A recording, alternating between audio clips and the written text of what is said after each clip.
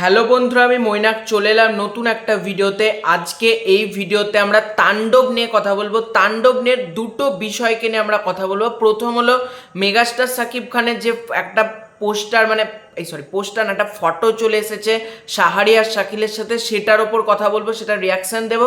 এবং তারপর আমরা কথা বলবো তাণ্ডব থেকে বাদ দেওয়া হলো নিদ্রা দে নেহাকে। এটা তোমাদেরকে আমি গতকালকে জানিয়েছি, কিন্তু বাদ দেওয়ার আসল কারণটা কি এটা কিন্তু আমি গতকাল তোমাদের জানাতে পারিনি। আসল কারণটা আজকের এই ভিডিওতে তোমাদেরকে জানাবো। কাজে প্রথম থেকে শেষ পর্যন্ত ভিডিওটা দেখো, ভালো লাগলে লাইক করো, শেয়ার করো, আর অতি অবশ্যই চ্যানেলটাকে সাবস্ক্রাইব করে দিও। তো তাণ্ডবের যেটা আমরা কথা বলবো সেটা হচ্ছে, তাণ্ডবে যেটা মেগাস্টার সাকিব খানের ফার্স্ট যে পোস্টার, বারবার পোস্টার বলে দিচ্ছি, যে ফটোটা এসেছে সেটাকে নিয়ে আমরা কথা বলবো। ভাই, মেগাস্টার সাকিব খানের ওই স্টিল ফটোতে কি লাগছে মেগাস্টারকে। শাহরিয়ার শাকিলের সাথে আমরা দেখতে পাচ্ছি ঘাড়ে হাত দিয়ে তোমার দাঁড়িয়ে আছে। তুমি মেগাস্টার সাকিব খানের চেহারা দেখো, মাথায় একটা ক্যাপ দিয়ে দাড়ি যেরকমভাবে আছে, বিভৎস লাগছে।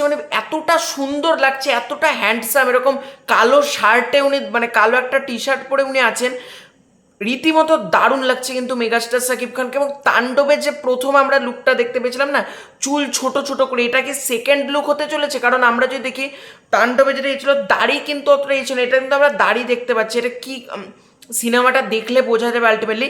কিন্তু এই লুকে মেগাস্টার সাকিব খানকে ঘ্যামা লাগছে। এটা কিন্তু রিসেন্টলি তোলা একটা ফটো।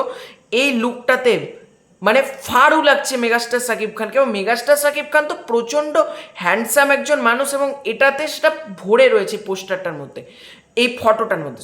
এবার যদি আমরা কথা বলি তাণ্ডব থেকে বাদ দেওয়া হলো নিদ্রা দে নেহাকে, এটার কারণ কি? আমি গতকালকে তোমাদেরকে বলেছিলাম যে শোবিজের নোংরামির জন্য নিদ্রা দে নেহা নাকি বাদ গিয়েছে, এটা উনি বলেছিলেন। তবে আলটিমেটলি সেটা কিন্তু আসল কারণ না। আসল কারণ কিন্তু আমাদের সামনে চলে এসেছে। রাইহান রাফি, এসভিএফ এবং আলফা আই পুরো প্রোডাকশনের টিমের এটা ডিসিশন ছিল যে তাণ্ডব সিনেমাটা যতক্ষণ না প্রোডাকশন হাউস থেকে অফিসিয়ালি নায়িকা নিয়ে কোনো অ্যানাউন্সমেন্ট করছে, ততক্ষণ পর্যন্ত কোনো অ্যাক্টর, কোনো অ্যাক্ট্রেস কিন্তু প্রোডাকশন হাউসের অনুমতি ছাড়া সেটা পাবলিক ফোরাম বলো কি তোমরা মিডিয়ার সামনে কিন্তু এটা ডিসক্লোজ করতে পারবে না। কিন্তু নিদ্রা দে নেহা যেটা করেছিলেন, উনি তাণ্ডব সিনেমাতে যুক্ত হয়েছিলেন, কিন্তু যুক্ত হওয়ার পর কিন্তু সেই তথ্যটা কিন্তু উনি মিডিয়ার সামনে বলে দিয়েছিলেন যে আমি তাণ্ডব সিনেমাতে যুক্ত আছি। সেই কারণে কিন্তু পুরো টিম, নিদ্রা দে নেহা একদিন শুটিং করার পর কিন্তু তাকে বাদ দিয়ে দেওয়া হয়েছে, কারণ উনি কিন্তু মিডিয়ার সামনে ব্যাপারটা ডিসক্লোজ করে দিয়েছেন, যেটা প্রোডাকশন হাউস চাইছিল। এটা অ্যাকচুয়ালি ঠিকই ব্যাপার, কারণ দেখো যতক্ষণ না, যেমন মিমি চক্রবর্তী তুফানে ছিল, নাবিলা তুফানে ছিল, আমরা কেউ ডিসক্লোজ করেছিল মিমি এসে যে আমি তুফানে আছি? এটা কিন্তু কেউ ডিসক্লোজ করেনি। প্রোডাকশন হাউসের তো একটা গোপনতা আছে রে বাবা, সেটা তো মেনটেন করতে জানতে হবে। আর রাইহান রাফি আর এসবিএফ কিন্তু বারণই ছিল যে কোথাও তুমি পাবলিক ফোরাম বা মিডিয়ার সামনে এসে তুমি ব্যাপারটা ডিসক্লোজ করতে পারবে না।